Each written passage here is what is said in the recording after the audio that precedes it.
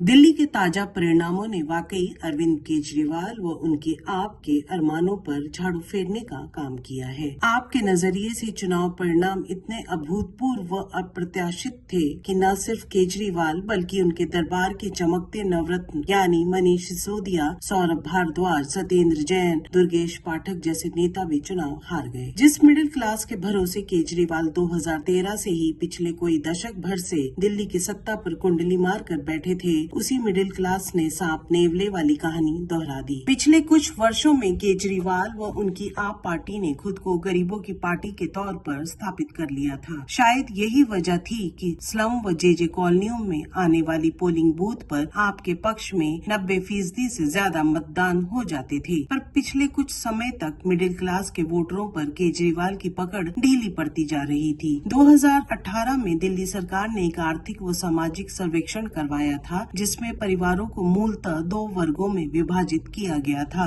एक वे जो महीने का 25 से 50 हजार रूपए खर्च कर रहे थे। इन परिवारों को मिडिल क्लास माना गया। इनकी जनसंख्या दिल्ली में तकरीबन 45% मानी गई, पर इनके मुकाबले 20,000 रूपए तक प्रतिमाह कमाने वाले लोगों की एक बड़ी तादाद थी। केजरीवाल ने इस कमजोर वर्ग को अपने कोर वोट बैंक में शुमार कर लिया और आप सरकार की ज्यादातर योजनाओं का ताना बाना इन्हीं गरीब लोगों को केंद्र में रखते हुए बुना गया, यानी मुफ्त बिजली, पानी, मोहल्ला क्लिनिक, बेहतर सरकारी स्कूल आदि। पर 2025 के चुनाव से ऐन पहले केजरीवाल को भी मिडिल क्लास की याद आ ही गई, लेकिन तब तक भाजपा ये मजमा लूट चुकी थी, क्योंकि दिल्ली चुनाव से पहले मोदी सरकार ने आनन फानन में 8वें वेतन आयोग की घोषणा कर दी और ताजा यूनियन बजट में मिडिल क्लास के लिए बड़ी कर छूट का ऐलान हुआ। इससे दिल्ली में सारा गेम ही पलट गया, क्योंकि मिडिल क्लास को अब तलक लगने लगा था कि आप सरकार की योजनाओं का सारा फोकस गरीबों को रेवड़ियां बांटने पर ही है। वहीं राहुल गांधी और कांग्रेस पर निजी हमले भी केजरीवाल के लिए महंगे साबित हुए, क्योंकि